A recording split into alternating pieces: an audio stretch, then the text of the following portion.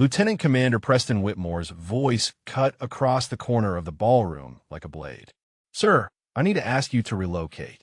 You're making several of our donors uncomfortable." The man in the wheelchair did not respond. His hands, what remained of them after the burns had healed into twisted ridges of scar tissue, rested still in his lap. What Whitmore did not know, what nobody at this gala knew, was that the scarred face he found so offensive once belonged to the most decorated combat rescue operator in SEAL team history.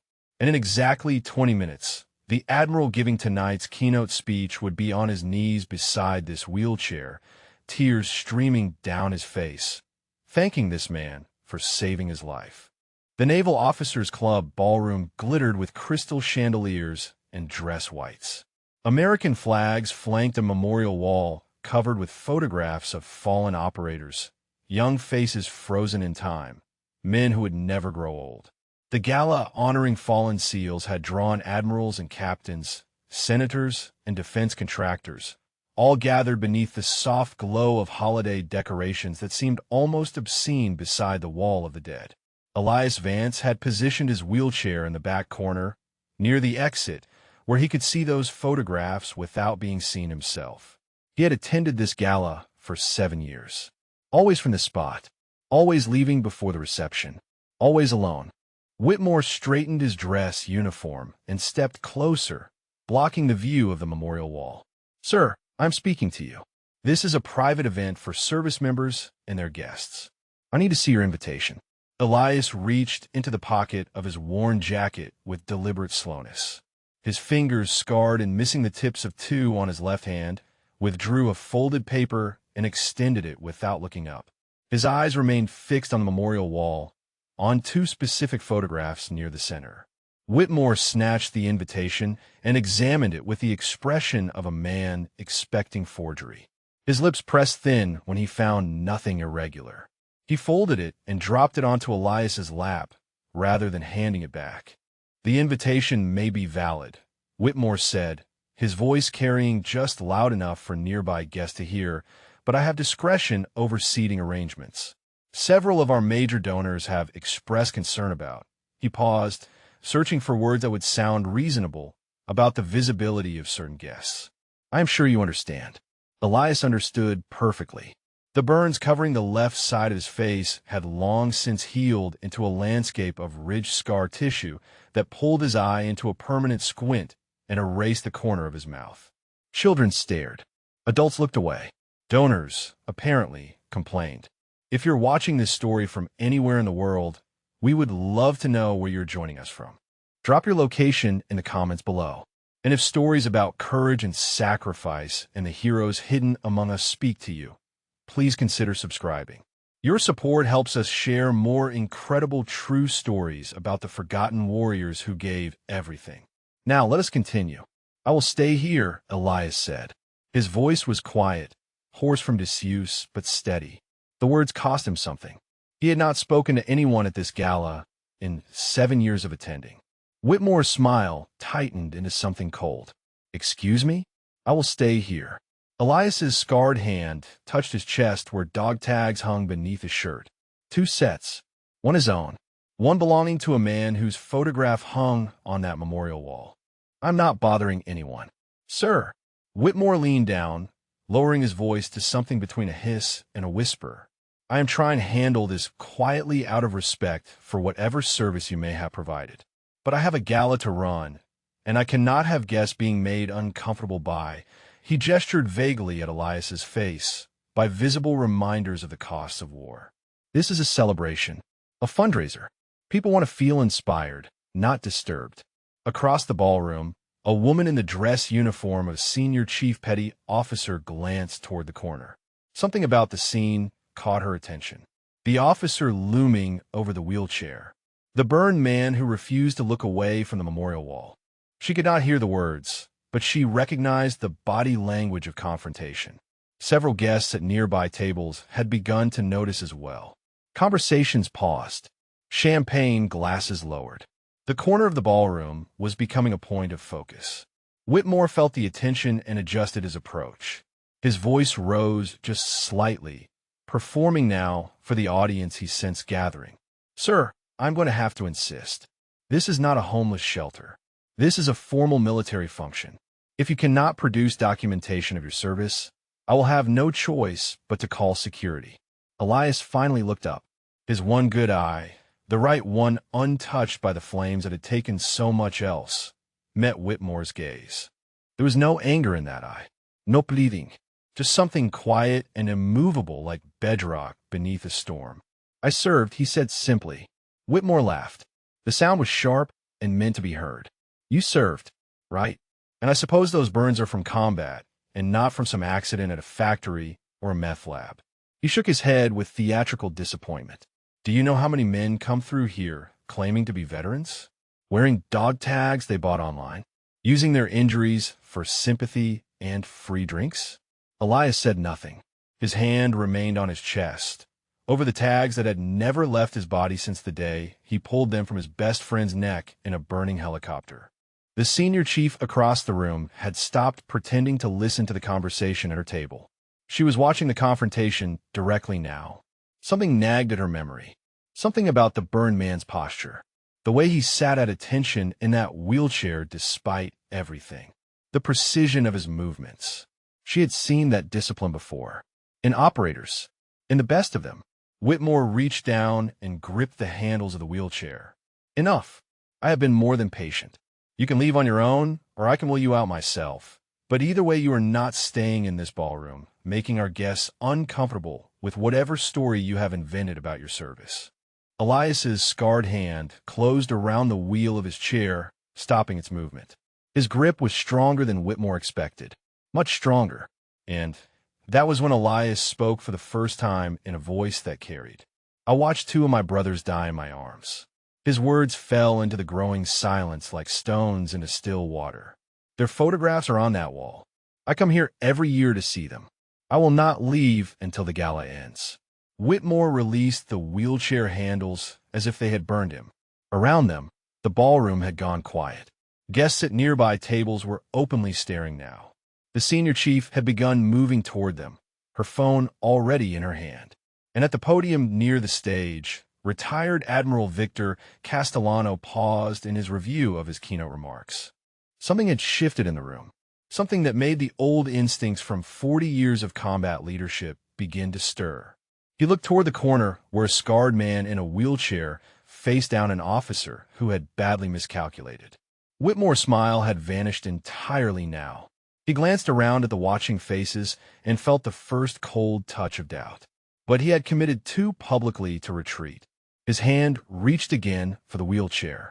And this time, when Elias looked up at him, there was something different in that single, undamaged eye. Something that made Whitmore hesitate despite himself. Something that looked exactly like a man who had seen death so many times that he had stopped being afraid of anything at all.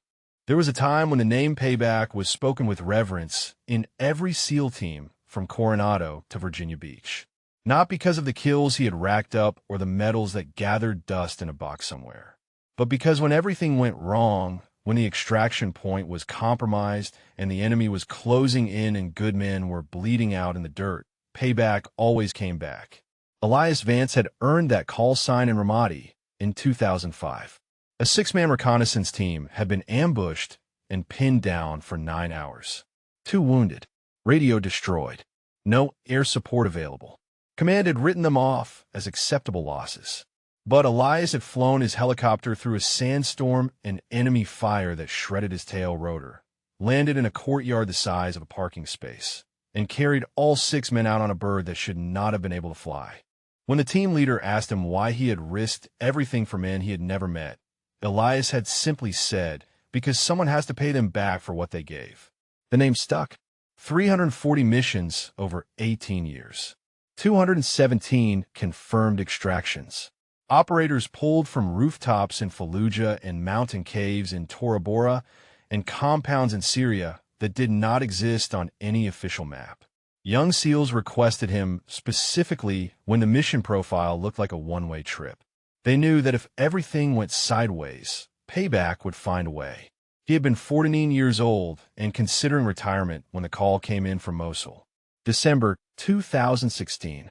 A 6-man SEAL team had been ambushed during a compound raid. 2 dead on initial contact, 4 wounded and pinned down in a building that was slowly being surrounded by ISIS fighters. Every available asset was committed elsewhere. The window for extraction was closing by the minute. Elias had not hesitated. He never did. The flight into Mosul was 18 minutes of threading through anti-aircraft fire and RPG trails that lit up the night sky like deadly fireworks. His co-pilot, a young woman on her 3rd combat deployment, had kept her voice steady on the radio even as rounds punched through the fuselage around them. They had trained for this. They had prepared for this. But nothing truly prepared you for flying into hell. The landing zone was a rooftop barely large enough for the helicopter skids. Elias brought them down with the precision of a surgeon while his door gunners laid suppressing fire into the streets below. The 4 surviving SEALs emerged from the stairwell carrying their wounded. Chief Petty Officer Dominic Reyes, Petty Officer 2nd Class William Tran, 2 others whose names Elias would learn later. They were loading the wounded when the RPG came. Elias saw the flash from a window they had cleared twice. He saw the smoke trail arcing toward the cabin. He had perhaps half a second to react. He threw himself over Reyes and Tran. The explosion tore through the helicopter like the fist of an angry god. Fire everywhere, metal screaming, the world tilting as the bird went down, not from the rooftop but through it, crashing through 2 floors of concrete and rebar before coming to rest in a tomb of rubble and flames. Elias remembered the heat, the weight of debris pinning his legs, the smell of burning fuel and burning flesh that he would never be able to forget. He remembered pulling himself across broken glass and twisted metal to reach the men he had shielded. Reyes was still alive. Barely. Shrapnel had torn through his vest despite Elias's body taking the worst of it. The femoral artery. There was so much blood. Too much blood. Elias pressed his hands against the wound even as the flames climbed higher around them. Stay with me, Dom. Stay with me. Help is coming. Reyes had looked up at him with eyes that were already beginning to fade. His hand found Elias's wrist and gripped it with the last of his strength. You got the others out. His voice was barely a whisper. That is what matters. Not your fault.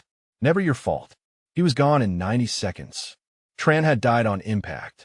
Elias had not known until he crawled to the young operator's body and found no pulse, no breath, nothing but stillness in the middle of chaos. The flames had caught Elias before the rescue team arrived. His flight suit had melted into his skin. His legs had been crushed beneath an engine block. He had screamed until his throat tore, and then he had kept screaming in silence, his hands still pressed against Reyes's wound, even though there was no longer any point. They had pulled him out more dead than alive. 18 surgeries over 2 years. Both legs amputated below the knee. 40% of his body covered in third-degree burns. His face rebuilt as much as medicine allowed, which was not enough to make strangers comfortable. The Navy had given him a medical retirement with full honors. They had tried to give him medals too. He had refused them all. How could he accept recognition for a mission where 2 men had died under his protection? How could he celebrate survival when Dominic Reyes had bled out his arms and William Tran had never even had the chance to say goodbye? The call sign Payback had died in that helicopter. Elias Vance had crawled out of the wreckage, but he had left the best part of himself behind. 7 years now. 7 years of a small apartment near the naval base. 7 years of physical therapy and prosthetics he rarely used, preferring the wheelchair because standing felt like a lie. 7 years of attending this gala every December, sitting in the back corner, looking at the photographs of Reyes and Tran on the memorial wall, and leaving before anyone could thank him for his service. He had not deserved thanks. He did not deserve recognition. He deserved only to remember and to carry the weight of the men he could not save. The dog tags hung against his chest. 2 sets, his own and the ones he had pulled from Dominic Reyes's neck before the rescue team dragged him away from the flames. He had never taken them off. He never would. His right forearm bore a tattoo that the burns had only partially obscured. Coordinates for Mosul. A date. And 7 names. The men from his extraction team who had not come home from various missions over the years. Reyes and Tran at the bottom, the most recent additions, inked into his skin in a hospital bed while he was still learning to live with what remained of his body. Now a young officer with a pristine uniform and soft hands was telling him that his presence made donors uncomfortable. Elias almost wanted to laugh. Almost. Instead, he sat in his wheelchair in the corner of the ballroom, his scarred hand resting over the dog tags beneath his shirt, and he waited. Not for rescue, not for recognition, just for the gala to end so he could go home to his empty apartment and his memories and the long darkness of another night. But the universe, it seemed, had other plans, because across the ballroom, Admiral Victor Castellano had begun walking toward the commotion. And buried somewhere in the old warrior's memory was a face he had never forgotten. A voice, a call sign spoken like a prayer in the chaos of Fallujah, when death had seemed certain and salvation had arrived in the form of a madman pilot who flew through hell itself. The Admiral did not yet recognize the burned man in the wheelchair, but he would, and when he did, everything would change. Lieutenant Commander Preston Whitmore had built his entire career on appearances. He had graduated near the top of his class at Annapolis, not through brilliance, but through meticulous attention to what his superiors wanted to see. He had risen through administrative postings by ensuring that every event he managed was flawless, every photograph perfectly composed, every potential embarrassment quietly removed before it could become a problem. He had never deployed to combat. He had never heard a shot fired in anger. He had never held a dying friend in his arms or made the kind of decisions that haunted men for the rest of their lives. But he had an immaculate service record and a gift for making powerful people feel comfortable, and in the peacetime Navy, that was often enough. Tonight was supposed to be his masterpiece. The annual gala honoring fallen SEALs was the most prestigious event on the naval social calendar. Admirals and senators mingled with defense contractors and wealthy donors. The photographs would appear in Navy Times and on the desks of promotion boards. A flawless evening would cement Whitmore's reputation as the man you wanted running your high-profile functions. And now this burned wreck of a man in a wheelchair was threatening to ruin everything. Whitmore glanced around the ballroom and felt his stomach tighten. Too many people were watching. Conversations at nearby tables had stopped entirely.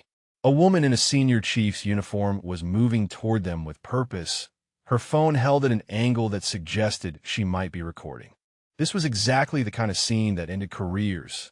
He needed to end this quickly and cleanly. "Sir," Whitmore said, forcing his voice into something resembling calm professionalism. "I apologize if I've given offense. But surely you understand my position. This is a formal military function with very specific protocols. If you could simply provide some documentation of your service, we could resolve this matter quietly." Elias did not move. His eyes remained fixed on the memorial wall, on the two photographs that had drawn him here every year since the flames had taken everything else. "I told you," he said quietly. "I served." Whitmore's jaw tightened. "You told me. But telling is not the same as proving, is it?" He gestured at Elias's worn jacket, his faded shirt, his scarred and twisted hands. "Forgive me for saying so, but you do not exactly look like someone who served in the elite special operations community. You look like someone who wandered in off the street, hoping for a free meal and some attention." The words hung in the air like poison. At a table 6 feet away, a retired captain set down his champagne glass with a sharp click. His wife placed a restraining hand on his arm, but his eyes had gone cold. Whitmore did not notice. He was too focused on the problem in front of him, too committed to the path he had chosen. "I have seen 100 men like you," Whitmore continued, his voice rising just enough to carry to the watching crowd. "Men who buy dog tags at surplus stores and memorize Wikipedia articles about battles they never fought. Men who use their injuries, however they got them, to extract sympathy and respect they never earned." He shook his head with theatrical disappointment. "It is disgraceful, frankly. Disgraceful to the real heroes whose memories we are here to honor tonight." Elias finally looked away from the memorial wall. His single, undamaged, "I met Whitmore's" gaze, and something in that look made the lieutenant commander take an involuntary step backward. "You want to talk about real heroes," Elias said. His voice was still quiet, but there was something beneath it now, something that had not been there before. An edge of steel that years of silence had not dulled. Those photographs on that wall. I knew some of them. I flew with some of them. I carried some of them out of places you could not find on a map if your life depended on it. Whitmore recovered his composure with visible effort. He laughed, a sharp and brittle sound. Of course you did. And I suppose next you will tell me you have a Medal of Honor hidden in that jacket of yours. No, Elias said. I do not have any medals. I refuse them. The answer seemed to catch Whitmore off guard. He had expected bluster, claims of glory, the kind of stolen valor nonsense he could easily dismiss. Instead, he got quiet denial, and somehow that was worse. Senior Chief Maria Santos had reached the edge of the confrontation now. She stood 3 feet away, close enough to hear every word, her phone held steady at her side. She had served 22 years in Naval Special Warfare Support. She had known operators, real operators, the kind who carried themselves with a particular discipline that could not be faked. And something about the burned man in the wheelchair was triggering every instinct she had developed over 2 decades of service. The way he held himself despite the wheelchair, the economy of his movements, the precision of his speech, the way his hand rested over his chest where dog tags would hang beneath the shirt. She had seen these things before. In the best of them, in the legends. Whitmore noticed her watching and felt a fresh surge of irritation. This was exactly what he had been trying to avoid. A scene, witnesses, the kind of messy confrontation that could not be spun or managed or quietly forgotten. He made a decision that would haunt him for the rest of his career. Enough of this, he said loudly, ensuring that everyone nearby could hear. I am calling security. This man is clearly disturbed and potentially dangerous. He reached for his radio with one hand while his other hand closed once again on the handles of the wheelchair. For your own safety, sir, I'm going to ask you to come with me quietly. His fingers had just touched the wheelchair when a voice cut across the ballroom like a knife. Lieutenant Commander, step away from that chair. Now. Whitmore froze. He knew that voice. Every officer in the Navy knew that voice. Admiral Victor Castellano stood 15 feet away, his dress white immaculate, his chest heavy with ribbons that represented 40 years of combat leadership. His eyes were fixed on the scene before him with an intensity that made Whitmore's blood run cold. But the Admiral was not looking at Whitmore. He was looking at the burned man in the wheelchair, and his face had gone pale as ash. Santos watched the Admiral's expression change. She watched recognition flicker across his features, followed by something that looked almost like shock. Her finger found the record button on her phone without conscious thought. Because whatever was about to happen, she had a feeling it was going to be important. And she was right. Dominic Reyes had been the kind of man who made everyone around him better. He told terrible jokes at the worst possible moments. He wrote letters to his mother every week, even when they were deep in hostile territory with no way to send them. He carried photographs of his nieces in his vest pocket and showed them to anyone who would look, bragging about their soccer games and school plays as if they were his own children. He had been 31 years old when he died in Elias's arms. Elias remembered everything about that night. The weight of the helicopter shuddering around them as they lifted off from the rooftop. The flash of the RPG from the window. The half-second of clarity when he knew exactly what was about to happen and made his choice without thinking. He had thrown himself over Reyes and Tran because that was what you did. You protected your brothers. You put your body between them and the thing that wanted to kill them. You did not calculate the odds or weigh the consequences. You just moved. The explosion had been like nothing he could describe to someone who had not lived through it. Heat and force and noise that bypassed the ears entirely and registered somewhere deeper, somewhere primal. The world had become fire and falling and the screech of metal tearing itself apart. When he had crawled through the wreckage to reach Reyes, his legs had already been crushed beneath the engine block. He had not felt it yet. The adrenaline and the shock had created a bubble of numbness that would not last. But in that moment, all he could see was Dominic bleeding out on the twisted floor of the cabin. The shrapnel had gone through the gap in his vest. Just bad luck. Just the random cruelty of physics and fragmentation patterns. Elias had pressed his burned hands against the wound and felt the arterial pulse pushing blood through his fingers faster than he could hold it back. "Stay with me, Dom. Stay with me. Help is coming." But help was not coming. Not fast enough. And Dominic had known it. His hand had found Elias's wrist. His grip had been surprisingly strong for a man with so little blood left in his body. His eyes had been clear and calm in a way that seemed impossible given the circumstances. "You got the others out. That is what matters. The others." The two SEALs who had survived because Elias had shielded them with his body. The two men who had walked away from that helicopter while Dominic Reyes and William Tran had been carried out in bags. "Not your fault," Dominic had whispered. "Never your fault. Tell my mom I love her. Tell her I was not scared." He had died 90 seconds later. His hand had gone slack around Elias's wrist. His eyes had stayed open, fixed on something beyond the flames and the wreckage and the chaos of the dying helicopter. Elias had not been able to close them. His hands had been too burned, too clumsy, too covered in his friend's blood. He had just knelt there in the fire, holding a dead man, until the rescue team had dragged him away. William Tran had been 24, his first combat deployment. He had been so nervous on the flight and that he had checked his weapon 3 times in 5 minutes. Elias had told him to relax, that everything would be fine, that they would be home before sunrise. Tran had died on impact. No last words. No moment of clarity. Just there 1 second and gone the next.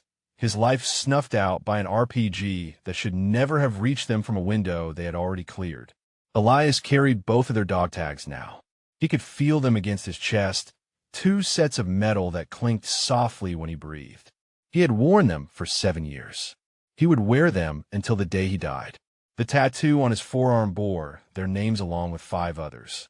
7 men from his extraction team who had not come home. 7 names that he traced with his finger in the darkness of his apartment when the nightmares came and sleep became impossible. He had saved 217 operators over 18 years of flying into hell. But he could only see the ones he had lost. The faces on his arm, the weight of their dog tags, the sound of Dominic's voice fading to silence. "You got the others out. That is what matters." But it did not feel like it mattered. It felt like failure. It felt like betrayal. It felt like he had made a promise to bring everyone home and broken it in the worst possible way. The Navy had tried to give him medals. The Silver Star, the Distinguished Flying Cross, a Purple Heart that seemed almost insulting given what he had lost. He had refused them all. How could he accept recognition for the worst night of his life? How could he stand on a stage and let people applaud while Dominic's mother sat in an empty house surrounded by letters her son would never send? So he had disappeared instead. Medical retirement, a small apartment, physical therapy that he attended without enthusiasm, prosthetic legs that he rarely used because walking felt like pretending to be whole when he was anything but. And every December, this gala, this corner, this view of the memorial wall where Dominic and William smiled out from photographs that would never age. He came to remember. He came to pay his respects. He came because it was the only thing left that he could do for the man he had failed. He had never expected anyone to notice him. He had never wanted anyone to notice him. The scars and the wheelchair made him invisible in the way that broken things often became invisible, overlooked and avoided and quietly forgotten. But tonight, a young officer had noticed, and now an admiral was walking toward him with an expression that Elias did not understand. Castellano. The name surfaced from somewhere deep in Elias's memory.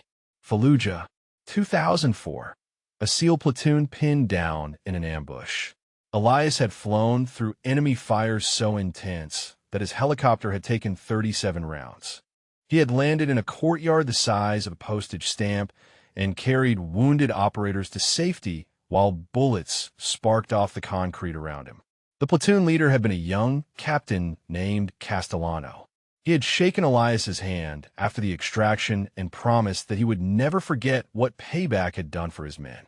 That had been 20 years ago, before the burns, before the wheelchair, before Elias had become unrecognizable even to himself. Surely the Admiral would not remember. Surely too much had changed. But Castellano was still walking toward him. and his face had gone the color of old bone.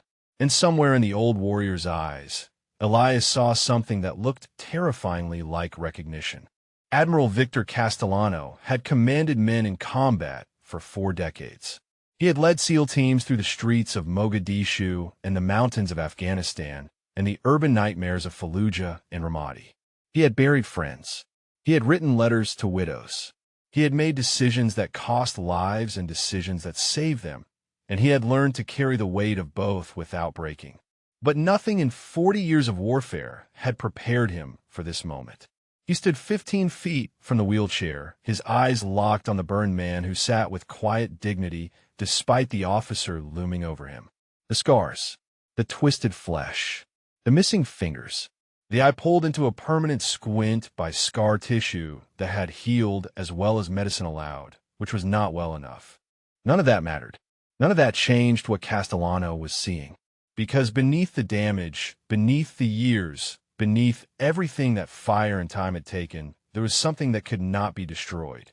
A way of holding himself, a precision in his movements, a stillness that spoke of training so deep it had become part of the bone.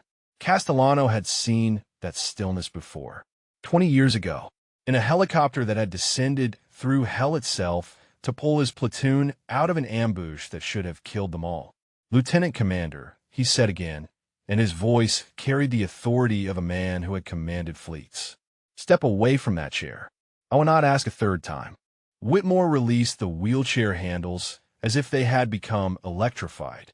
His face had gone pale, his earlier confidence evaporating in the presence of a 4-star admiral who was looking at him like something found on the bottom of a boot. "Sir," Whitmore stammered, "I was simply trying to maintain the integrity of the event."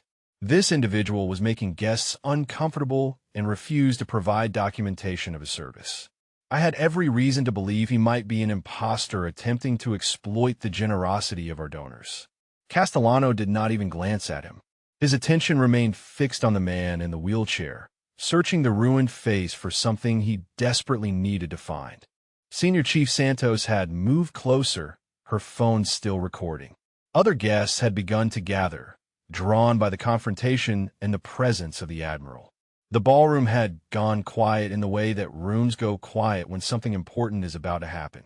Elias sat motionless in his wheelchair. His hand had not moved from his chest, from the dog tags that hung beneath his shirt. His single good eye met Castellano's gaze without flinching, without hope, without expectation. He had spent 7 years becoming invisible. 7 years avoiding recognition. 7 years believing that he did not deserve to be remembered as anything other than the man who had failed to bring everyone home. But the Admiral was still staring at him, and the expression on the old warrior's face was not confusion or pity or the polite discomfort that strangers usually showed when confronted with his scars.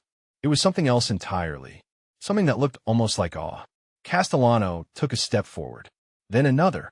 The crowd parted before him without being asked, sensing that they were witnessing something they did not fully understand.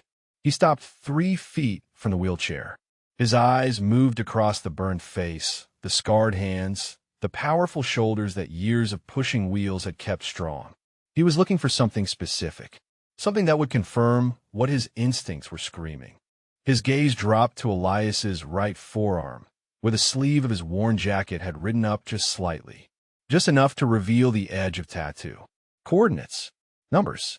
The beginning of what might be a name. Castellano's breath caught in his throat. "Fallujah," he said quietly. "November 2004. My platoon was pinned down in the Jolan district. 16 hours. No support. No extraction available. Command had written us off." Elias said nothing, but something flickered in his eye. A recognition of his own. And then a helicopter came out of nowhere, Castellano continued. Flew through fire that should have torn it apart. Landed in a courtyard so small that the rotors nearly touched the walls on both sides. The pilot jumped out while we were still taking fire and helped carry our wounded aboard. The ballroom had gone completely silent. Even Whitmore had stopped his nervous fidgeting, frozen by the weight of what he was hearing. Castellano's voice had begun to shake. I asked that pilot his name. He would not tell me. Said it did not matter. So the only thing that mattered was getting us home. But I asked him his call sign, and he told me. He paused, swallowed hard. His eyes had grown bright with moisture that he made no effort to hide. He told me his call sign was Payback, and he said that as long as he was flying, he would always come back for his brothers. Santos lowered her phone slightly, her own eyes widening. She had heard that name before. Everyone in naval special warfare had heard that name. It was legend. It was myth. It was the story they told young operators about what it meant to never leave a man behind. But Payback was dead. Everyone knew that. Killed in a helicopter crash in Mosul in 2016. His body so badly burned that identification had been difficult. A memorial service held with full honors. A name added to the wall of the fallen. Except the man on that wall was not on the wall at all. He was sitting in a wheelchair in the corner of the ballroom, watching Admiral Victor Castellano with an expression that mixed recognition with something that looked almost like fear. Fear of being seen. Fear of being remembered. Fear of being forced back into a world that he had spent 7 years trying to escape. Castellano took one more step forward. He was close enough now to touch the wheelchair. Close enough to see the individual scars on Elias's face, the missing pieces of his fingers, the damage that fire and shrapnel had carved into a man who had once been whole. I have told that story 1,000 times, the Admiral said softly. The story of the pilot who saved my life and the lives of my men. I have wondered for 20 years what happened to him. I tried to find him after I made Admiral. I wanted to thank him properly. But the records were classified and the trail went cold, and eventually I convinced myself that he must have died somewhere doing what he did best. He reached out slowly, giving Elias time to pull away if he wanted to. His hand came to rest on the arm of the wheelchair. And then I heard about Mosul, about the crash, about the pilot who threw himself over his men and burned so badly that they could barely identify him. They told me Payback was dead. His voice broke on the last word. But you are not dead, are you? The question hung in the air like a hell breath. The entire ballroom seemed to lean forward, waiting for an answer that would change everything. And Elias Vance, the man who had spent 7 years hiding from a world that thought he was gone, felt the walls he had built around himself begin to crack. The silence in the ballroom had become something physical. It pressed against the walls and the windows and the chests of everyone gathered there, a weight that demanded to be broken but refused to yield. Crystal chandeliers cast soft light across faces frozen in anticipation. The memorial wall watched with the eyes of the dead, young men in photographs who would never grow old, who would never know what was happening in this room tonight. Elias felt the Admiral's hand on his wheelchair. He felt the weight of 100 stairs pressing down on him from every direction. He felt the dog tags against his chest, 2 sets of metal that had been his only companions for 7 years of solitude. He could lie. He could deny everything. He could claim that the Admiral was mistaken, that Payback was indeed dead, that he was just another burned veteran who had wandered into an event he had no right to attend. Castellano would accept it. He would have to accept it. The scars had changed Elias beyond recognition. No one could prove anything. But Dominic Reyes had died in his arms. And William Tran had died without even the chance to say goodbye. And somewhere on that memorial wall, their photographs were watching him with eyes that saw through every lie he had ever told himself. Not your fault. Never your fault. Reyes had given him absolution with his last breath. But Elias had never been able to accept it. He had hidden instead. Run instead, buried himself in guilt and isolation because that felt safer than facing a world that wanted to call him a hero when he knew he was anything but. The Admiral was still waiting. His hand still rested on the wheelchair. His eyes, bright with unshed tears, never left Elias's ruined face. And Elias realized, with a clarity that cut through 7 years of fog, that he was tired of hiding. He reached up slowly with his scarred hand. His fingers, what remained of them, closed around the chain that hung beneath his shirt. He pulled it free, letting the dog tags catch the light of the chandeliers. 2 sets. His own, worn smooth by years against his skin. And another set, stained with something dark that had never fully washed away despite his efforts. Blood. Dominic's blood. The last physical evidence of a friend who had died, believing that Elias had done enough. Castellano's eyes dropped to the tags.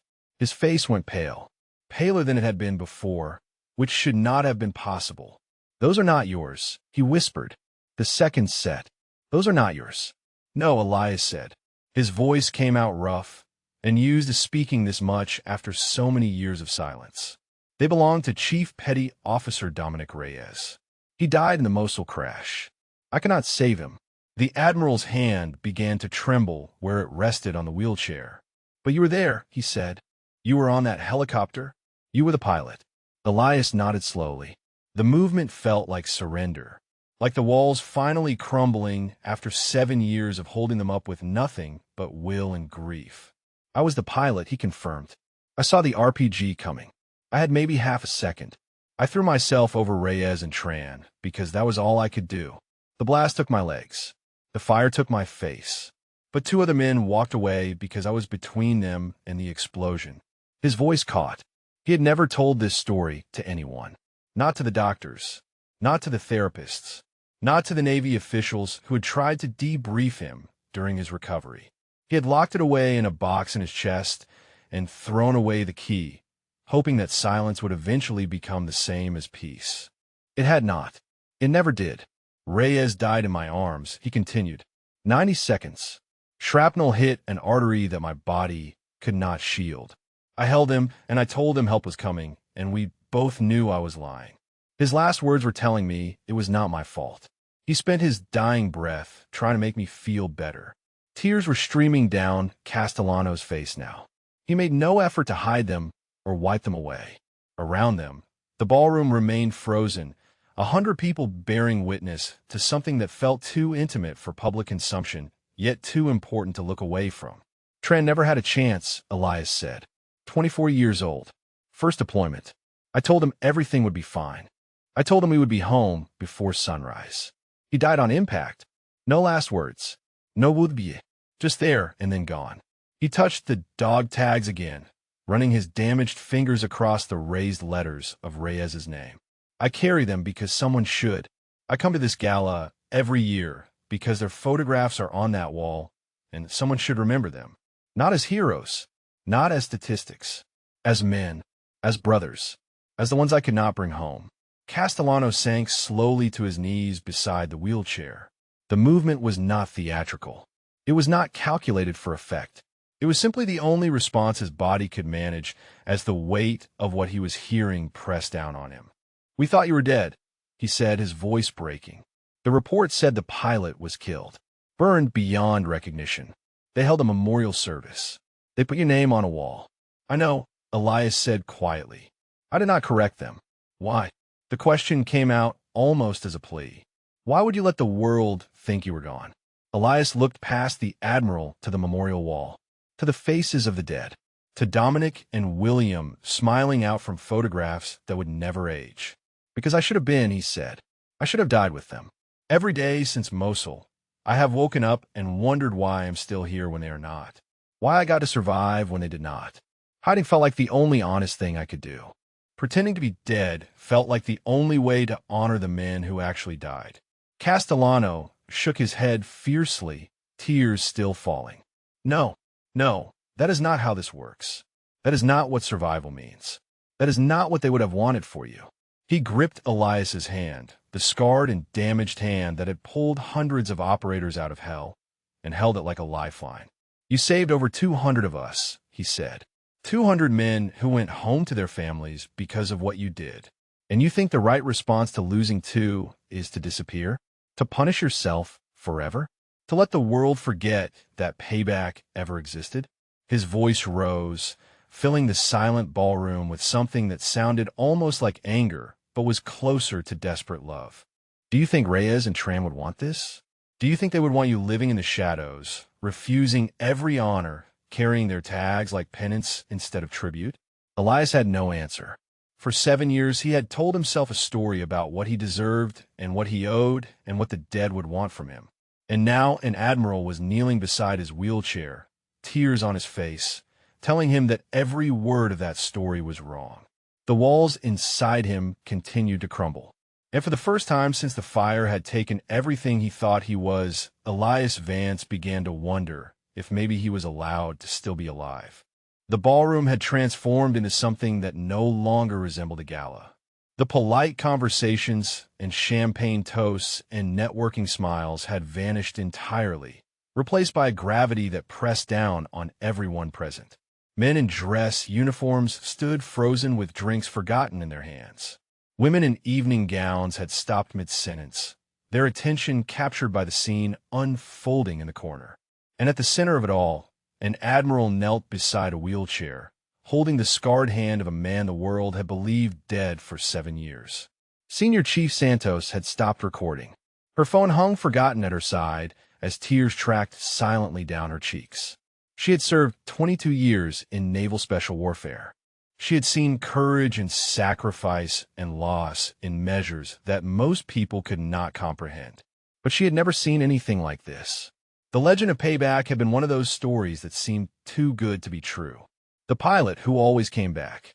The madman who flew into impossible situations and somehow brought everyone home. Young operators whispered about him like a myth, a guardian angel in a flight suit who would descend from the sky when everything went wrong. And now the myth was sitting in a wheelchair with half his face burned away, carrying the dog tags of dead friends, having spent 7 years hiding from a world that would have given him everything if only he had asked. Castellano still had not risen from his knees. His grip on Elias's hand had not loosened. The tears on his face had dried into salt tracks, but his eyes remained bright with emotion that decades of military discipline could not contain. "I need you to understand something," he said, his voice carrying across the silent ballroom. "I need everyone here to understand something." He turned slightly, addressing the crowd without releasing Elias's hand. "This man saved my life." His voice grew stronger, filling the space with the authority of a 4-star admiral accustomed to commanding fleets. In November of 2004, my SEAL platoon was ambushed in Fallujah. 16 hours of fighting. Half my men wounded. No support available. Command had written us off as acceptable losses. He paused, letting the weight of the words settle, and then a helicopter appeared out of nowhere. It flew through anti-aircraft fire that should have torn it apart. It landed in a courtyard so small that the rotors scraped the walls. And this pilot, jumped out into the middle of a firefight to help carry our wounded aboard. Gasps rippled through the crowd. People leaned forward, drawn into a story that suddenly felt more immediate than anything they had ever heard at one of these galas. I asked him his name. Castellano continued. He would not tell me. He said it did not matter. He said the only thing that mattered was getting us home. But I asked his call sign, and he told me. He turned back to Elias, and his voice dropped to something barely above a whisper that somehow carried to every corner of the room. He said his name was Payback, and over the next 12 years, he pulled over 200 operators out of situations just like mine. Ramadi, Kandahar, Tora Bora, places that do not exist on any map. Missions that will remain classified until everyone involved is dead. He pointed to the memorial wall without looking at it. Half the men on that wall owe their brother's survival to the man sitting in this wheelchair. Fathers who came home to their children. Husbands who came home to their wives. Sons who came home to their mothers. Because of him. Because of what he did. Because of what he sacrificed. The silence that followed was absolute. Not even breathing seemed to disturb it. And then from somewhere in the crowd, a voice spoke up. Trembling. Breaking. Karangal Valley. 2009. A man in his 40s pushed forward. He wore the dress uniform of a retired Navy commander, his chest decorated with ribbons that spoke of combat and sacrifice. His face had gone pale, and his hands shook as he approached the wheelchair. "My fire team was pinned down for 6 hours," he said. "Taliban had us surrounded. No air support available. We had 2 wounded and were running out of ammunition. And then a helicopter came out of the mountains at an angle that should have been impossible." He stopped 3 feet from Elias, his eyes searching the scarred face for something recognizable. The pilot landed on a slope so steep that the bird almost tipped over. He jumped out and helped carry Marcus Chun to the cabin while rounds were hitting the rocks all around us. He took a bullet graze to the shoulder and did not even flinch. Tears were streaming down the commander's face now. I never got his name. I tried to find him afterward. I wrote letters. I filed requests. No one would tell me anything. But I have never forgotten his voice. And I have never forgotten what he said when I thanked him. He looked directly at Elias. He said, "No thanks necessary. Just paying it back." Another voice from the crowd. Another man pushing forward. Helmand Province, 2011. You pulled my entire squad out of a compound that was about to be overrun. You carried Sergeant Williams on your back because both his legs were broken. And another. Ramadi, 2006. You flew through a sandstorm that had grounded every other bird in the theater. You said the boys on the ground did not care about the weather, and neither did you. And another. Syria, 2014. A mission that officially never happened. You extracted 4 men from a site that was supposed to be impossible to reach. You flew for 3 hours with a fuel leak that should have brought you down after 20 minutes. One by one, they came forward. Men in dress uniforms and men in civilian suits. Retired operators and active duty officers. Each with a story, each with a memory, each with a debt they had carried for years without knowing who to repay. The crowd parted as they approached, creating a corridor of witnesses that led directly to the wheelchair in the corner. And Elias sat at the center of it all, surrounded by the man he had saved, overwhelmed by a recognition he had spent 7 years running from. His hand trembled in Castellano's grip. His single good, I move from face to face, matching features to operations, names to missions, memories to the long catalog of extractions that had defined his career. He had saved them. He had brought them home. And for 7 years, he had convinced himself that none of it mattered because 2 men had died in a helicopter in Mosul. But looking at these faces, hearing these voices, feeling the weight of their gratitude pressing against the walls he had built around his heart, Elias began to understand something that Dominic Reyes had tried to tell him with his dying breath. You got the others out. That is what matters. Maybe it did matter. Maybe it always had. Maybe the measure of a man was not perfection, but persistence. Not the losses he could not prevent, but the lives he managed to save. The thought cracked something open inside him. Something that had been sealed shut since the fire. Something that felt terrifyingly like hope. And then Lieutenant Commander Whitmore's voice cut through the silence, high and desperate and utterly out of place. I did not know. His face had gone the color of old paper. His earlier arrogance had collapsed into something that looked almost like terror. Admiral, I swear I did not know who he was. I was just trying to maintain the integrity of the event. I did not mean to. Please, you have to understand. Castellano rose slowly from his knees. He turned to face the young officer, and the warmth that had filled his eyes a moment ago hardened into something cold and implacable. Lieutenant Commander, he said quietly, we will discuss your conduct later. In detail, at length. For now, I suggest you find somewhere else to be. Whitmore fled without another word, pushing through the crowd toward the exit, his career crumbling with every step. The men who had come forward did not retreat. They formed a semicircle around the wheelchair, a wall of witnesses who had carried their debts in silence for years and now refused to let the man who had saved them disappear again. Their faces held expressions that mixed gratitude with something fiercer, a protective instinct that recognized one of their own and would not let him fall. Castellano turned back to Elias. The cold fury he had shown Whitmore melted away, replaced by something gentler but no less intense. I need to ask you something, he said. Something I should have asked 20 years ago in Fallujah. Elias looked up at him. The weight of attention from 100 people pressed down on his shoulders, but he did not look away. He had spent 7 years running. He was too tired to run anymore. What is your name?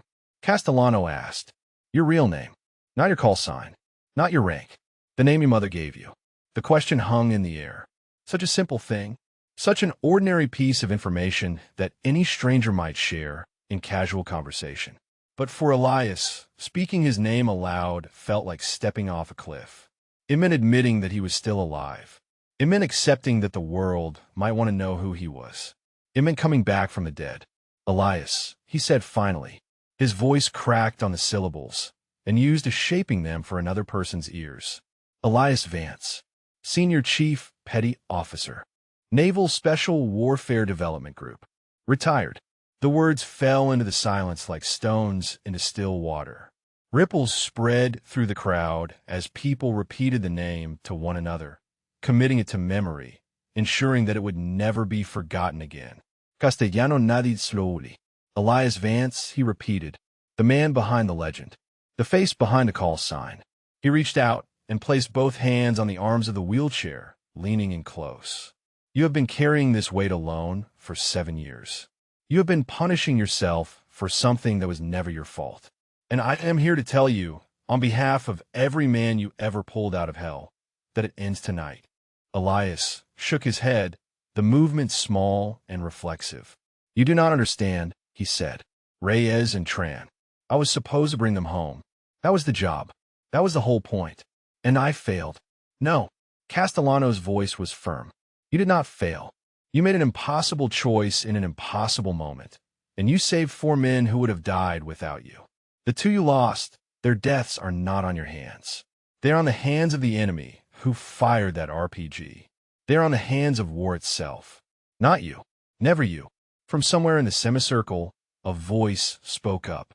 The retired commander who had told the story of Karengal Valley. I lost men too, he said. Every one of us has lost men. It is the price of the work we do. But the measure of a warrior is not whether he loses anyone.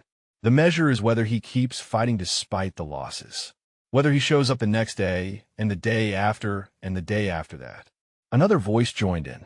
A younger man, still in active service by the look of his uniform. You flew 340 missions, he said. You saved 217 operators. Those are not the numbers of a man who failed. Those are the numbers of a legend. And another. Every man you saved went home to a family. Think about that. Wives, children, parents, brothers and sisters. Hundreds of people got to keep their loved ones because you refused to leave anyone behind. The testimonies washed over Elias like waves against the shore. Each one eroded a little more of the wall he had built. Each one carried away a fragment of the guilt he had clutched so tightly for so long. He thought about the faces on his forearm. The 7 names tattooed into his skin. He had always seen them as an indictment, a permanent record of his failures. But maybe they were something else. Maybe they were a tribute, a memorial carried on living flesh, a promise that the dead would never be forgotten. Reyes had known. In those final 90 seconds, bleeding out on the floor of a burning helicopter, Dominic Reyes had seen something that Elias had been too lost in grief to recognize. You got the others out. That is what matters. Not perfection, not 0 losses, just the relentless, stubborn, impossible effort to save as many as he could. The willingness to fly into hell over and over again because someone had to pay back the debt that warriors owed to one another. The tears came before he could stop them. They carved tracks through the scarred landscape of his face, falling from his single good eye onto the dog tags that still hung against his chest. He had not cried since Mosul. He had not allowed himself that release. But now the dam had broken, and 7 years of grief poured out in a flood that he could not control. Castellano placed a hand on his shoulder. No words, just presence. The silent comfort of a fellow warrior who understood that some wounds needed to bleed before they could heal.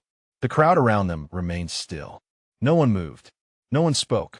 They simply bore witness, honoring the moment with the reverence it deserved. Santos stepped forward slowly. She had recovered her composure, though her eyes were still red.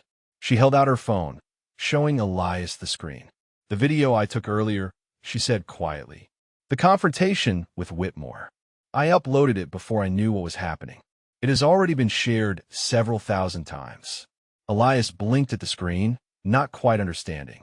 People are going to know, Santos continued. By tomorrow morning, your story is going to be everywhere. The pilot who saved over 200 operators and then disappeared for 7 years. The legend who was living in the shadows while the world thought he was dead.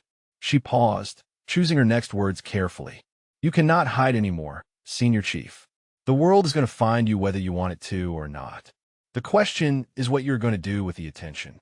Elias looked at the phone, at the numbers climbing as shares and comments accumulated, at the faces frozen in the thumbnail, Whitmore's contempt and his own quiet dignity captured forever in pixels and data. He had spent 7 years trying to disappear.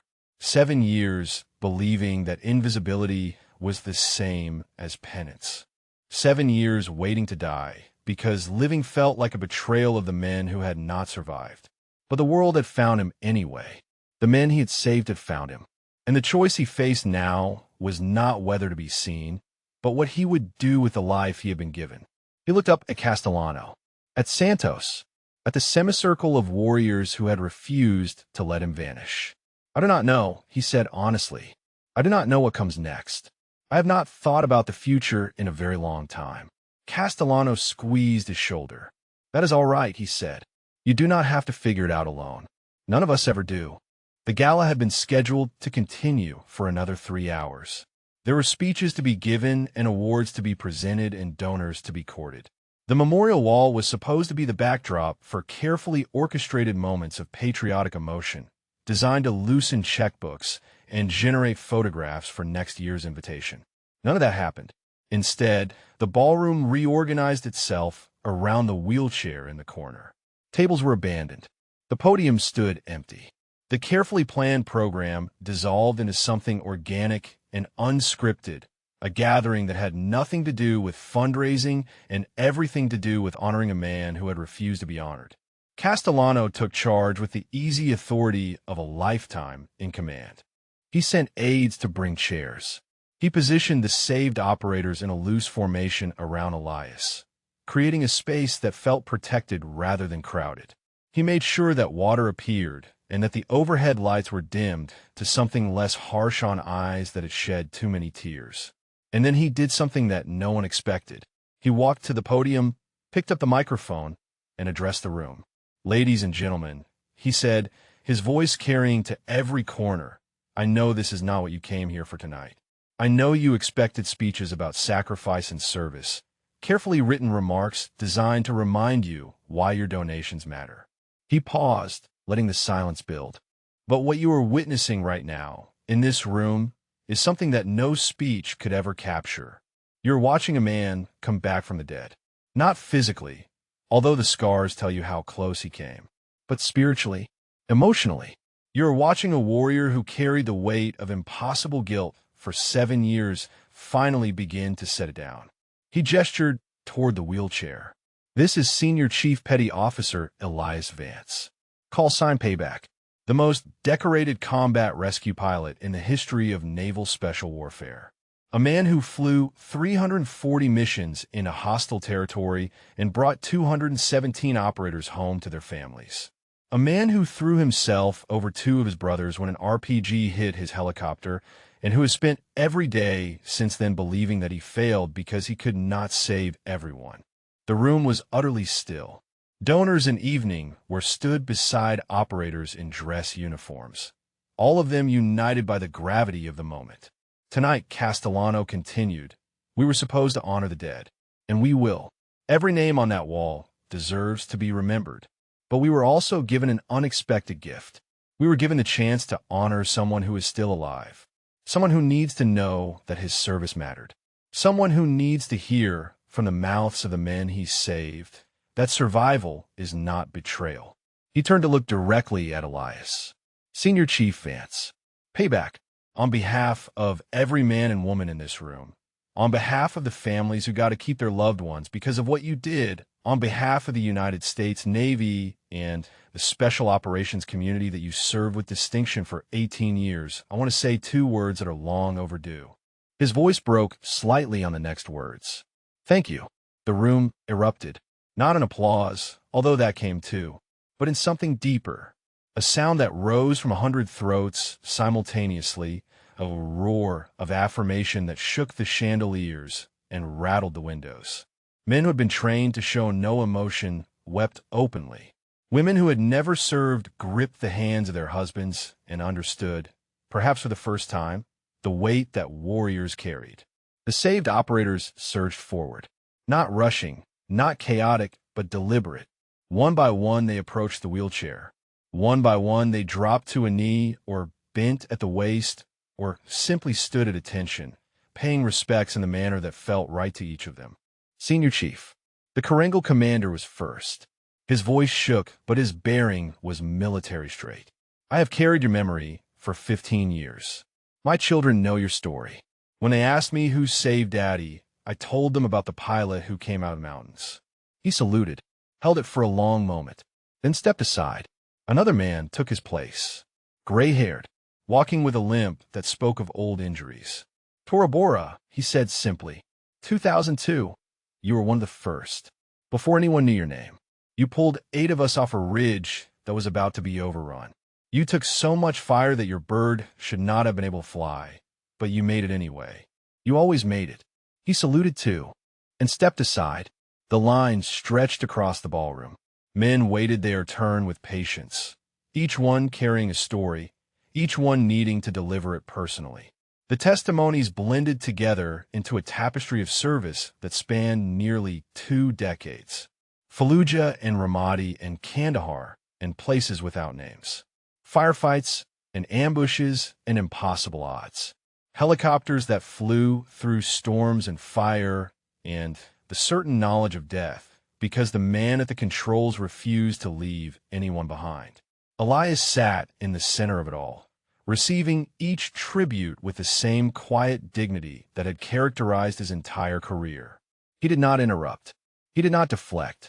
He simply listened, allowing the words to wash over him, allowing them to fill the hollow spaces that 7 years of isolation had carved into his soul. He had believed himself forgotten. He had wanted to be forgotten. But forgetting, he was learning, was not something you could impose on the people whose lives you had saved. They remembered. They always remembered. And now they were paying back the debt in the only currency that mattered.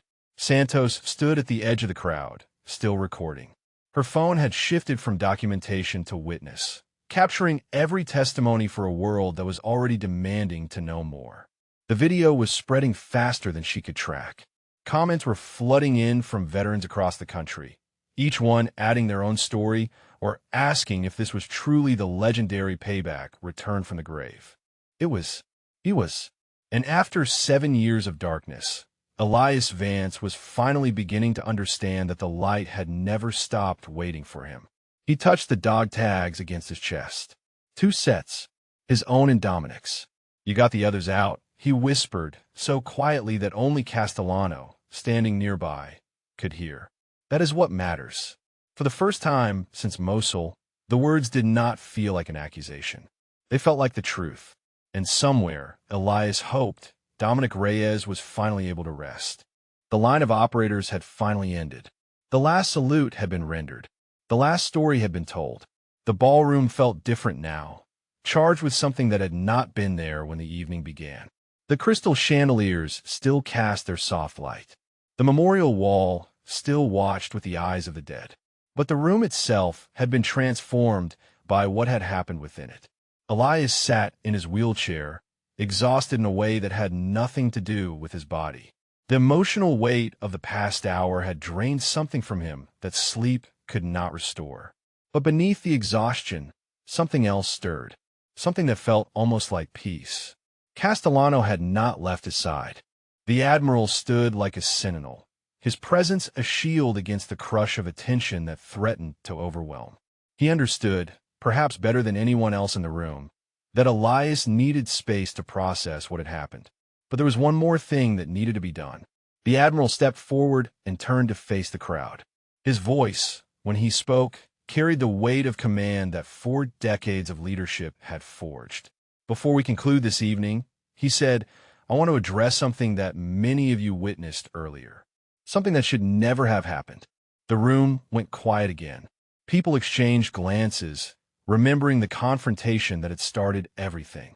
When Senior Chief Vance arrived tonight, Castellano continued, he was accosted by an officer who judged him by his appearance. An officer who saw his scars and his wheelchair and his worn clothing and decided that he did not belong here. An officer who accused him of being an imposter, a fraud, someone unworthy of the respect this room exists to provide. His voice hardened. That officer was wrong, and his actions represent a failure that extends far beyond one man's poor judgment. They represent a failure of our entire community to recognize the warriors among us who carry invisible wounds, who live in the shadows, who have convinced themselves that they do not deserve the honor we would gladly give them. He gestured to the memorial wall. Every name on that wall was once a living person. They laughed. They cried. They loved and were loved. And many of them survived experiences that left them changed in ways that do not show on the surface. The visible wounds, the scars, and the missing limbs, and the wheelchairs, those are only the beginning. The wounds we cannot see are often the ones that kill. Elias listened with his head bowed. The Admiral was not speaking only to the crowd. He was speaking to him, to every veteran who had ever felt unworthy, to every survivor who had ever wished they had not survived. Senior Chief Vance spent 7 years believing that he had failed, Castellano said. 7 years hiding from a world that wanted to thank him. 7 years carrying the weight of 2 deaths while ignoring the 217 lives he saved. That is not strength. That is not resilience. That is a wound that no one could see, bleeding out in silence. He turned to look at Elias directly. And it ends tonight. The words landed like a benediction.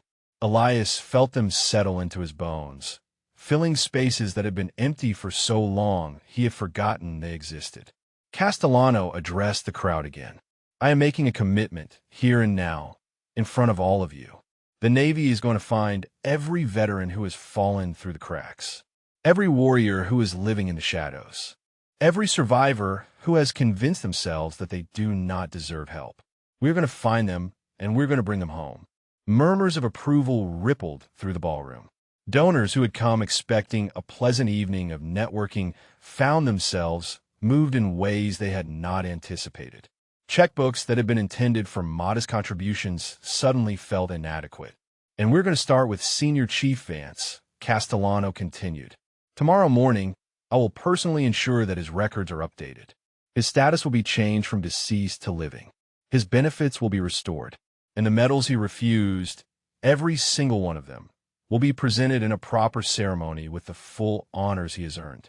Elias looked up sharply. Admiral, he said, his voice rough. I told you, I cannot accept medals for a mission where 2 men died. Castellano knelt beside the wheelchair again, bringing himself to eye level with Elias. Listen to me, he said quietly, though his voice carried in the silent room. Those medals are not for Mosul. They are for Fallujah, for Ramadi, for Karangal and Tora Bora, and 340 missions that brought our people home. They are for 18 years of service that saved more lives than anyone can count. They are for every single time you flew into hell because you refused to leave a brother behind. He placed his hand over Elias's scarred fingers. The 2 men you lost in Mosul, they would not want you to refuse. They would want you to accept. They would want a world to know what you did, not just for them, but for everyone who came before. Refusing their memory is not honoring them. It is hiding from them. And they deserve better than that. Elias stared at the Admiral. The words cut through defenses that had stood for 7 years. Defenses built on guilt and shame and the unshakable conviction that survival was a sin. But what if the Admiral was right? What if refusing to be honored was not humility, but cowardice? What if hiding from recognition was just another way of running from the truth? Dominic's voice echoed in his memory. You got the others out. That is what matters. Not perfection, not 0 losses, just the relentless effort to save as many as possible. The willingness to keep flying even when the cost was higher than anyone should have to pay. Elias looked at the dog tags hanging against his chest. 2 sets, his own and Dominic's. He had carried them as penance. But maybe they were meant to be something else. Maybe they were meant to be a reminder, a promise. A reason to keep living when living felt impossible. He looked back at Castellano. All right, he said. The words came out barely above a whisper. All right, I will accept. The Admiral's face broke into a smile that erased decades of war and weariness. Then welcome back, Payback, he said. We have missed you. The room erupted again. This time the applause was thunderous, a wave of sound that crashed against the walls and rattled the windows. Men who had served beside Elias pounded each other on the backs. Donors who had never worn a uniform wiped tears from their eyes. The memorial wall watched in silence, and if the dead could smile, perhaps they did. Elias sat in his wheelchair, surrounded by the living, finally allowing himself to believe that he might be one of them again. The applause had finally faded. The crowd had begun to disperse, though many lingered, reluctant to leave the space where something extraordinary had happened. Conversations buzzed with the energy of people who knew they had witnessed history, who were already crafting the stories they would tell for years to come. Elias remained in his wheelchair near the memorial wall. The saved operators had gradually stepped back, giving him room to breathe, though several remained close enough to intervene if anyone else dared to approach with anything less than reverence. Santos appeared at the edge of his vision. She moved carefully, respecting the invisible perimeter that had formed around him, waiting until he looked up before speaking. "Senior Chief," she said quietly, "there is something you should see." She held out her phone. The screen showed a cascade of notifications, comments, shares, and reactions that scrolled faster than the eye could follow. The video she had uploaded had spread beyond anything she could have anticipated. "It is everywhere," she said. "Every major news outlet has picked it up. Veterans organizations across the country are sharing it. The Pentagon press office has already issued 3 statements trying to explain why a decorated hero was listed as deceased for 7 years." Elias stared at the screen without really seeing it. The numbers meant nothing to him. The attention felt like weight rather than warmth. "There is more," Santos continued. She scrolled to a different part of the feed. "These are comments from other veterans. Thousands of them." She began to read aloud. "I have been hiding for 12 years. If Payback can come back, maybe I can too." And another. "I thought I was the only one who felt like a ghost. Thank you for showing me I am not alone." And another. "I am calling the VA tomorrow. First time in 8 years. If he can accept help, so can I." Her voice caught slightly on the last one. "You did something tonight, Senior Chief. Something bigger than just your own story. You showed people that it is possible to come back from the dead. That survival does not have to mean hiding. That asking for help is not weakness." Elias looked at the phone again. The comments continued to scroll. Hundreds of them. Thousands. Each one a voice from the shadows, reaching toward a light they had not believed existed. He had spent 7 years convinced that his survival was meaningless, that his story was one of failure and loss. But these voices told a different story. They spoke of hope rekindled, of courage borrowed, of darkness pushed back, even if only by an inch. Maybe that was enough. Maybe that was what Dominic had meant. You got the others out, not just the operators pulled from firefights, not just the bodies carried to helicopters under fire, but the spirits lifted by knowing that even the most broken among them could find a way back. A woman approached through the thinning crowd. She moved with purpose, her bearing military straight despite civilian clothes. Her face was familiar in a way that Elias could not immediately place. "Senior Chief Vance," she said. Her voice was calm and professional, but something flickered beneath the surface. "My name is Commander Bethany Okoye. I run a reintegration program for combat veterans. Non-VA, no bureaucracy. Just a place where people who have seen what you have seen can find their footing again." She stopped a respectful distance from the wheelchair. "I'm not here to recruit you," she continued. "I'm not here to ask you for anything. I just wanted you to know that when you are ready, if you are ever ready, there's a door open for you. No pressure, no timeline, just an option." Elias studied her face. The familiarity resolved itself. He had seen her photograph in a briefing years ago. She had been a combat medic before transitioning to psychology. She had served in the same theaters he had flown over. "You were at Bagram," he said. 2008, the hospital." Okoye nodded slowly. "You brought in a team that had been hit by an IED. 3 critical. You stayed with them until they were stabilized, even though you had another extraction waiting. You missed your window and had to fly back through contested airspace in the dark." "I remember," Elias said quietly. "One of them did not make it. 2 of them did," Okoye replied. "Because of you. Because you refused to leave until you knew they were in good hands. She paused. One of those two is now a trauma surgeon in San Diego. The other teaches high school history in Ohio. They both have families, children, lives that exist because you stayed. The weight of her words settled over him. More lives, more ripples spreading outward from choices he had made and then forgotten. The calculus of his service was larger than he had ever allowed himself to see. That is what we do in my program, Okoye continued. We help people see the ripples.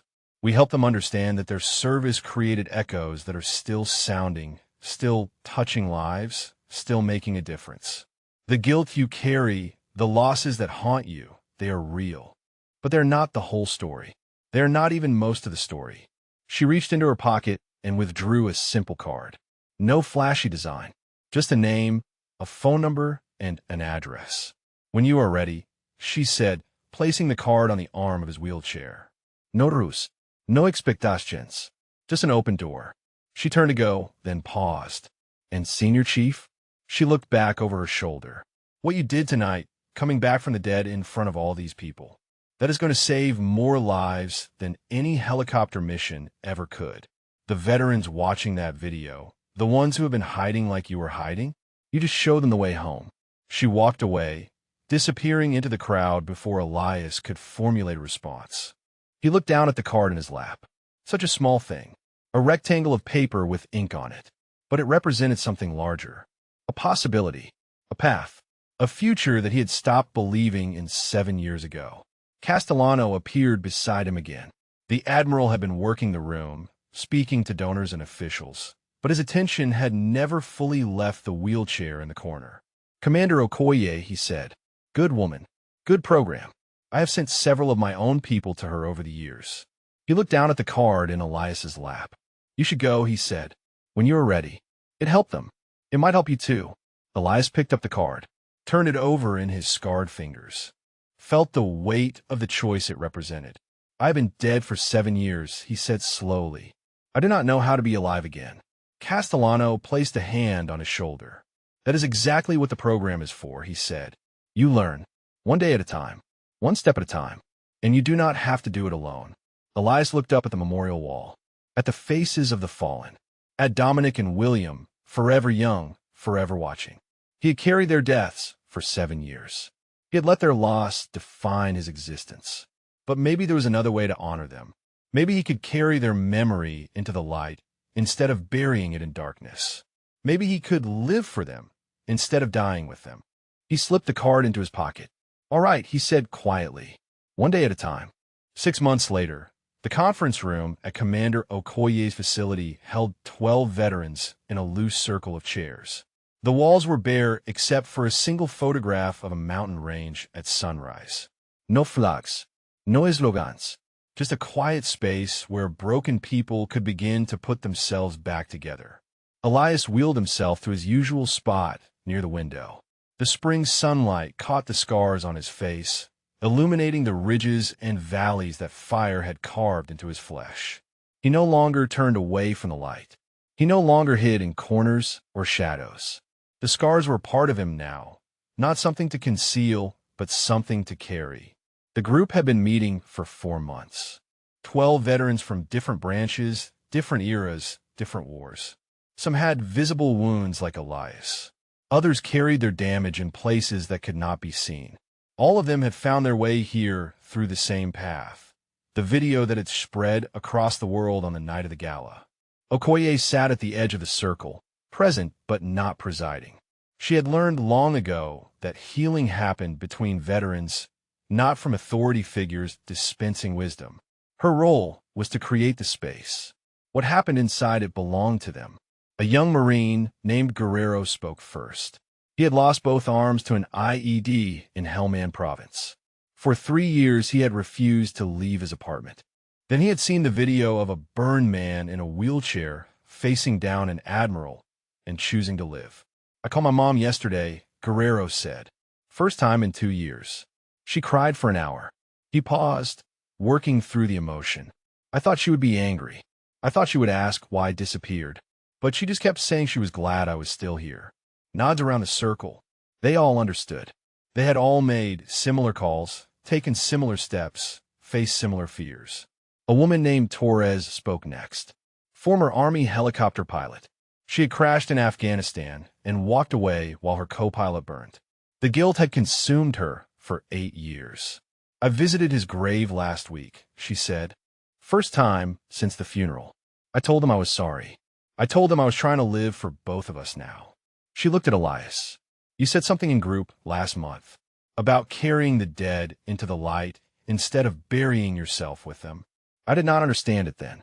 I think I do now. Elias nodded slowly. The words had come from somewhere deep, somewhere he had not known existed until he started speaking in these sessions. Okoye had been right. The program helped, not by erasing the pain, but by teaching him to carry it differently. The session continued. Stories shared. Progress celebrated. Setbacks acknowledged without judgment. The slow, grinding work of reclaiming lives that trauma had stolen.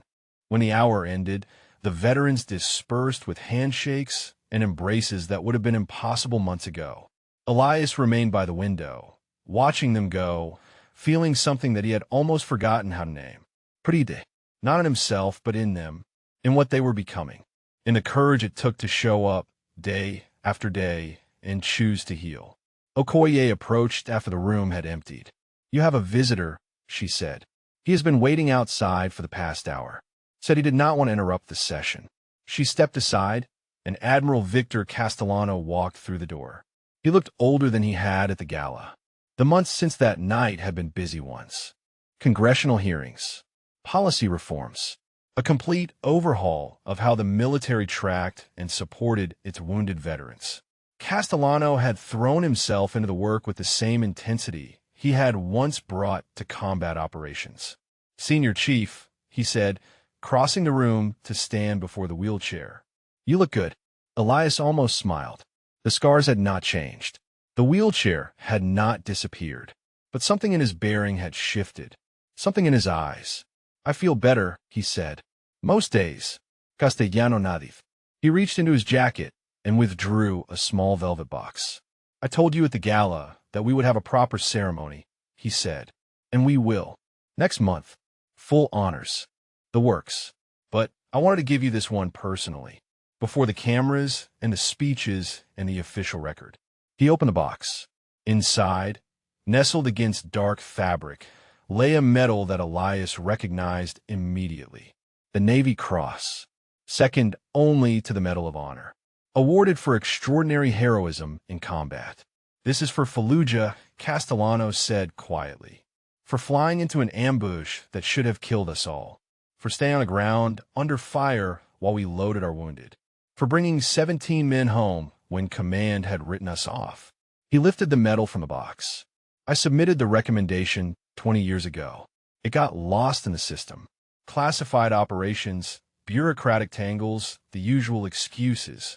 But I never forgot. And when I finally had the authority to push it through, I did. He held out the medal. This belongs to you. It always has. Elias looked at the Navy Cross. The weight of it. The meaning of it. 20 years of recognition, delayed but not denied. He reached out with his scarred hand and accepted it. Thank you, he said. The words came easier now than they once had. Admiral, Victor, thank you. Castellano gripped his shoulder. Thank me by keeping doing what you're doing, he said. The veterans in that group, the ones watching your story online, the ones who are finally picking up the phone and asking for help. You are saving more lives now than you ever did in a helicopter. Different kind of extraction. Same result. He stepped back. I will see you next month for the ceremony. Full dress. Lots of brass. Try not to make me cry in front of the Joint Chiefs. He turned and walked out, leaving Elias alone with the medal in his hand. The sunlight through the window caught the medal, sending reflections dancing across the walls. Elias turned the Navy Cross over, feeling its weight, reading the inscription. For extraordinary heroism. He thought about Dominic Reyes, about William Tran, about the 7 names tattooed on his arm and the hundreds of faces he had pulled from the fire over 18 years of service. He thought about the veterans in the group and the thousands more who had reached out after seeing the video. He thought about the ripples spreading outward, touching lives he would never know. You got the others out, he whispered. That is what matters. The words no longer felt like absolution he did not deserve. They felt like truth, like purpose, like a reason to keep going. He slipped the medal into his pocket, beside Commander Okoye's car that he still carried every day. Then he wheeled himself toward the door, toward the sunlight, toward the life he was still learning to live. If this story moved you, if it reminded you that it is never too late to come back from the darkness, please subscribe to our channel. And right now on your screen, you will see another incredible story waiting for you. Click it, watch it, and remember that every person you pass on the street has a story. Some of them might just be legendary. Thank you for watching. Still here, Elias said quietly as he crossed the threshold into the light. Still trying. And for the first time in 7 years, that felt like enough.